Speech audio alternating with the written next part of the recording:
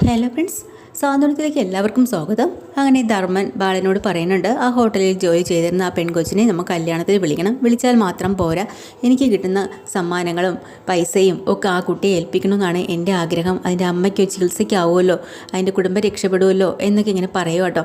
അത് ബാലന് വലിയ സന്തോഷമാവണുണ്ട്. എന്നാലും ധർമ്മൻ ചോദിക്കുന്നുണ്ട്, എന്താ അളിയാ, ഞാൻ പറഞ്ഞതിൽ എന്തെങ്കിലും തെറ്റുണ്ടോ? ഒരു തെറ്റുമില്ലടാ, വലിയ വലിയ ആൾക്കാർ പോലും ചിന്തിക്കാത്ത കാര്യങ്ങളാണ് നീ ചിന്തിച്ചത്. നിൻ്റെ നല്ല മനസ്സാണ്, ഇങ്ങനെയുള്ള ചിന്താഗതി ഉള്ളവർ വളരെ നല്ലതാണ് എന്നൊക്കെ ഇങ്ങനെ ബാലൻ നമ്മുടെ ധർമ്മനെ പ്രശംസിക്കുന്നുണ്ട് കേട്ടോ. അത് കഴിഞ്ഞിട്ട് ധർമ്മൻ നേരെ പോകുന്നത് അപ്പുറത്തേക്കാണ്, നമ്മുടെ കൃഷ്ണമംഗലത്തേക്ക്. അവിടെ പോയി ഏട്ടന്മാരെയൊക്കെ കാണുകയാണ്. അപ്പോൾ അവർ പറയുന്നുണ്ട്, എടാ ഞങ്ങൾക്കിപ്പോൾ യാതൊരു വിഷമവും ഇല്ല, നിൻ്റെ ഈ കല്യാണം നടക്കണമെങ്കിൽ ഞങ്ങൾക്ക് സന്തോഷമേ ഉള്ളൂ. എല്ലാ കാര്യത്തിലും ഞാൻ പങ്കെടുക്കും, ഞങ്ങൾ രണ്ടുപേരും കുടുംബം മൊത്തവും പങ്കെടുക്കും. നീ വിഷമിക്കണ്ട, നല്ലൊരു സന്തോഷത്തോടെയുള്ള ഒരു കുടുംബ ജീവിതം നീയും നടന്ന് കാണണമെന്നാണ് എൻ്റെ ആഗ്രഹം എന്ന് ആനന്ദം പറയാം. അച്യുതനും പറയുന്നുണ്ട്. അതെല്ലാം കഴിഞ്ഞ് ഒരു പൊതിക്കെട്ടെടുത്ത് കയ്യിൽ കൊടുക്കുകയാണ് കേട്ടോ. ഒത്തിരി കൂടുതൽ കാശൊക്കെ ഉണ്ട്. അത് വാങ്ങിയിട്ട് ധർമ്മൻ പറയുന്നുണ്ട്, ഏട്ടന്മാരെ ഇത് കുറച്ച് കൂടുതലുണ്ടല്ലോ, അതിനെന്താടാ, ഇത് നിനക്ക് തരാനുള്ളതാണ്, നമ്മൾ തരേണ്ടതല്ലേ, നിൻ്റെ ഏട്ടന്മാർ, ഇത് നിനക്ക് ഉപകാരപ്പെടും എന്നും പറഞ്ഞ് അതിനെ കയ്യിലേക്ക് കൊടുക്കുക കേട്ടോ.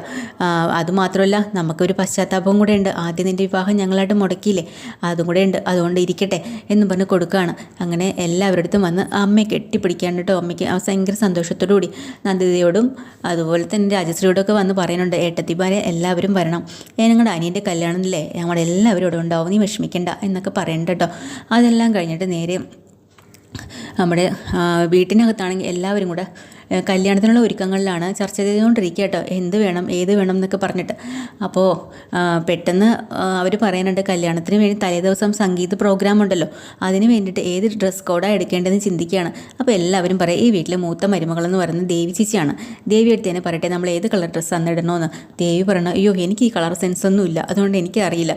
അപ്പോഴത്തേക്കിനും ആനന്ദ് അവിടെ നിന്ന് വിചാരിക്കുക, എടി പെരുങ്കള്ളി, നിന്നെ കൊണ്ട് പറയാൻ ഞാൻ സമ്മതിപ്പിക്കില്ലടിന്ന്. പക്ഷേ എല്ലാവരും കൂടെ നിർബന്ധിച്ച് ദേവി തന്നെ പറഞ്ഞാൽ മതി എന്ന് പറയട്ടെ, ബാലൻ ഉൾപ്പെടെ.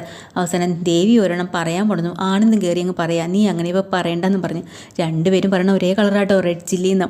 അപ്പോൾ തന്നെ എല്ലാവരും കൂടെ പൊട്ടിച്ചിരിക്കുന്നുണ്ട്. അപ്പോൾ ഗോമതി പറയാം, കണ്ടോ മനപ്പൊരുത്തം കണ്ടോ, രണ്ടുപേരും ഒരേപോലെ പറഞ്ഞത് റെഡ് ചില്ലിന്ന്. ശരി, എന്തായാലും നമുക്ക് റെഡ് ചില്ലി തന്നെ ആ കളറിലുള്ള ഡ്രസ്സ് തന്നെ തലേ ദിവസം ഇടാമെന്ന് പറയട്ടെ. അപ്പോഴാണ് പെട്ടെന്ന് ഗോമതി ചോദിക്കുന്നുണ്ട്, അയ്യോ ധർമ്മൻ എന്തിയെ കണ്ടില്ലല്ലോ. ബാലൻ പറഞ്ഞിട്ട്, ധർമ്മൻ പുറത്ത് നിൽപ്പുണ്ട്, ഒരു പ്രധാനപ്പെട്ട ആളിനെ ഫോൺ ചെയ്യുക. അതാരാ, നമ്മളൊന്നും അറിയാത്തൊരു പ്രധാനപ്പെട്ട ആൾ? അത് ഇപ്പോൾ ധർമ്മൻ വരും പറയും. അപ്പോഴാണ് ധർമ്മൻ അകത്തേക്ക് കയറി വന്നിട്ട് പറയാം, അത് വേറൊന്നുമല്ല, അന്ന് ഞങ്ങൾ പറഞ്ഞിരുന്നില്ലേ ആനന്ദേ, നിനക്കറിയില്ലേ, ദേവി നിനക്കും അറിയാം, അന്ന് ഞാൻ പറഞ്ഞല്ലോ ഒരു ഹോട്ടലിൽ 500 രൂപ ഒരു കുട്ടിക്ക് ഞാൻ കൊടുത്തത്, അതിൻ്റെ അച്ഛനമ്മയ്ക്കൊന്നും സുഖമില്ല. ദേവിയോട് ഞാൻ പറഞ്ഞില്ലേ അവിടെ IT കമ്പനിയിൽ എന്തെങ്കിലും ജോലി ഉണ്ടെങ്കിൽ വാങ്ങി കൊടുക്കണമെന്നൊക്കെ. ആ കൊച്ചിൻ്റെ അവിടെയാണ് ഞാൻ വിളിക്കുന്നത്. അത് കേൾക്കണതും ദേവി അങ്ങ് ഞെട്ടിപ്പോട്ടോ, ആനന്ദും ഞെട്ടിപ്പോകുന്നുണ്ട്. അപ്പം എന്താ കാര്യമെന്ന് വെച്ചാൽ ഇത് തുറന്ന് പറയുന്നുണ്ട്, വേറൊന്നുമല്ല, കല്യാണത്തിന് ക്ഷണിക്കാൻ വേണ്ടിയിട്ടാണ്. എത്ര ഫോണിൽ വിളിച്ചിട്ടും സ്വിച്ച് ഓഫ് എന്ന് വേണം പറയുന്നത്, കിട്ടുന്നേ ഇല്ല. അപ്പോൾ ബാലൻ പറയാം, ഒരു കാര്യം ചെയ്യാം, നമുക്ക് നേരിട്ട് പോയി വീട് അന്വേഷിച്ച് കണ്ടെത്താം, അതിന് അഡ്രസ്സും കാര്യങ്ങളൊന്നും ഇല്ലല്ലോ, അതൊക്കെ നമുക്ക് കണ്ടെത്താടാന്ന്.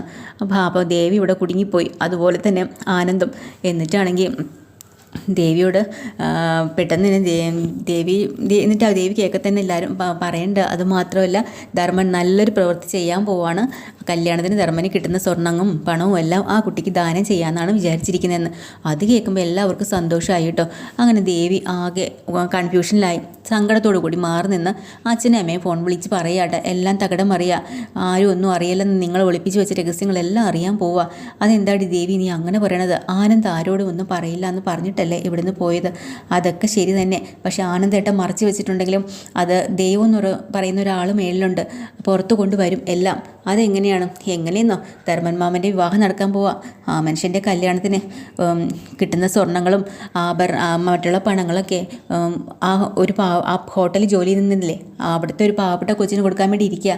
അയ്യോ അവനെന്താടി പ്രാന്താണോ എന്നൊക്കെ ഇങ്ങനെ ചിന്തിക്കുക കേട്ടോ. പ്രാന്ത് ആരാ ആ കുട്ടീന്നറിയോ? ഈ ഞാനാ, എന്നെയാ ഉദ്ദേശിച്ചത്. ഇനിയിപ്പോൾ എല്ലാവരും അറിയും, എടി നീയാണ് അവിടെ ജോലി ചെയ്യുന്നതെന്ന് അവനെങ്ങനെ അറിയും? അറിഞ്ഞില്ലെങ്കിലും ഫോൺ കിട്ടിയില്ലെങ്കിലും അവിടെ എൻ്റെ ID കാർഡും ആധാർ കാർഡിൻ്റെ കോപ്പി എല്ലാം അവിടെ കൊടുത്തിട്ടുണ്ട്. ആര് പറഞ്ഞടി നിന്നോട് ഒറിജിനൽ കൊണ്ടു കൊടുക്കേ? അത് ശരി, അപ്പോൾ ആധാർ കാർഡിലും ID കാർഡിലൊക്കെ തിരിമറി നടത്തണമായിരുന്നല്ലേ? ഇനി ജയിലിലും കൂടെ പോയി ഞാൻ കിടക്കണം, അതാണ് അച്ഛൻ്റെ ആഗ്രഹം എന്നൊക്കെ പറഞ്ഞ് വഴക്ക് പറയാം. ഇനിയിപ്പോൾ എന്ത് ചെയ്യും, എല്ലാം മരുന്നത്ത് വെച്ച് കണ്ട് അനുഭവിച്ചോ എന്നൊക്കെ പറഞ്ഞിട്ട് ദേവി. അത് കഴിഞ്ഞ് വീണ്ടും ബുദ്ധിമാനെ സങ്കടപ്പെട്ട് പറയാം, എടി 25 ലക്ഷത്തിന് ഞാൻ എങ്ങോട്ട് പോവാനാ? ഇപ്പോൾ 25 ലക്ഷം വേണമെന്ന് പറഞ്ഞുകൊണ്ടിരിക്കുകയല്ലേ ബാലൻ. ആ അതാണ് നിങ്ങൾ പറയുമ്പോഴേ ശ്രദ്ധിച്ചൊക്കെ ഓരോന്നും പറയണം, മനസ്സിലായോ? വായി തോന്നുന്ന എന്തും വളവള വിളിച്ച് പറഞ്ഞേക്കരുത്. എന്തൊക്കെയായിരുന്നു മലേഷ്യ, അത് ഇത്, ഇത്ര വലിയ ബിസിനസ് മാനായിട്ടിരിക്കണം, നിങ്ങൾക്ക് 25 ലക്ഷം കൊടുക്കാനില്ലേ മനുഷ്യ എന്ന് ചോദിക്കുക കേട്ടോ. അപ്പോൾ എടി ചവത്തിൽ കുത്തല്ലേ. ഇനിയൊരു കാര്യം ചെയ്തോ, തന്നെത്താൻ അനുഭവിച്ചോ, ഞാനൊന്നും പറയുന്നില്ല.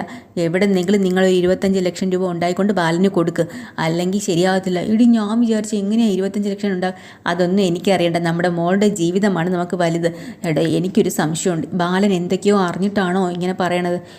അങ്ങനെ അറിയാവുന്ന വഴിയില്ലെങ്കിൽ ഇപ്പം നിങ്ങൾ ജീവനോടെ ഇരിക്കുമോ? അല്ലടി, എന്തോ അറിഞ്ഞിട്ട് എന്നെ വെറുതെ പൊട്ടം കളിപ്പിക്കുന്നതാണോ എന്ന് എനിക്ക് സംശയമുണ്ട് എന്നിങ്ങനെ പറയട്ടോ. പക്ഷേ ശ്രീകല അത് വിശ്വസിക്കണമൊന്നുമില്ല. അത് കഴിഞ്ഞ് വീട്ടിൽ വീണ്ടും കല്യാണ ആലോചന ഓരോ കാര്യങ്ങൾ സംസാരിക്കട്ടോ. അപ്പോൾ അന്ന് കളിക്കുന്ന ഡാൻസിനുള്ള പാട്ടും കാര്യങ്ങളൊക്കെ അവർ സെലക്ട് ചെയ്ത് വെച്ചിട്ടുണ്ട്, അനുമോള് മീനാക്ഷിയൊക്കെ. അപ്പോൾ അവർ കൃഷ്ണ കൃഷ്ണ എന്നുള്ളൊരു പാട്ടിടുന്നുണ്ട്. അതിന് സ്റ്റെപ്പെല്ലാം ധർമ്മനൊക്കെ പഠിപ്പിച്ചു കൊടുക്കാമെന്ന് ഇവർ പറഞ്ഞെങ്കിലും ധർമ്മൻ അത് നേരെ ചെയ്യുന്നില്ല കേട്ടോ. അങ്ങനെ ഗോമതി അങ്ങോട്ട് ഇറങ്ങി നിന്ന് അതിന് നല്ല അടിപൊളിയായിട്ട് ഡാൻസ് കളിച്ച് കാണിച്ചു കൊടുക്കുക കേട്ടോ. അങ്ങനെ എല്ലാവരും കൂടെ ഗോമതിയുടെ ഡാൻസ് കണ്ട് അന്തം വിട്ട് നിൽക്കുകയാണ് സന്തോഷത്തോടുകൂടി. അങ്ങനെ ബാലൻ ഭയങ്കര സന്തോഷത്തോടുകൂടി അതിന് കൈയടിക്കുകയൊക്കെ ചെയ്യുക കേട്ടോ. എപ്പിസോഡിൽ ഡീറ്റെയിൽഡ് എപ്പിസോഡുമായി വീണ്ടും വരാം. ചാനൽ ഇഷ്ടമായ ലൈക്ക് ചെയ്യുക, സബ്സ്ക്രൈബ് ചെയ്യുക. താങ്ക്